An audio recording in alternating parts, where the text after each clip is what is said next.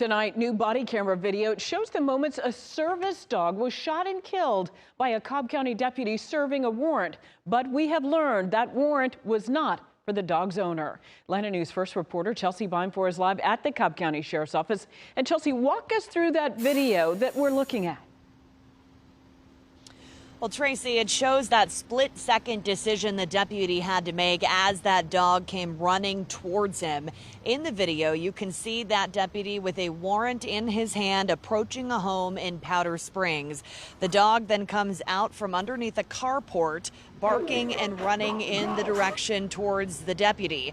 The deputy fires one shot, killing the dog, which has been identified as Fifi, a service animal trained to help her owner, Calvin Willis. Cobb County Assistant Chief Gina Hawkins says Willis is not the person that the deputies were there to arrest, and the deputy involved only had about 3 seconds to make a decision. We totally understand the loss of a pet, and especially the loss of Mr. Willis's service dog. And our heart goes out and our thoughts go out to that situation. And like I said before, we wish it wouldn't have happened.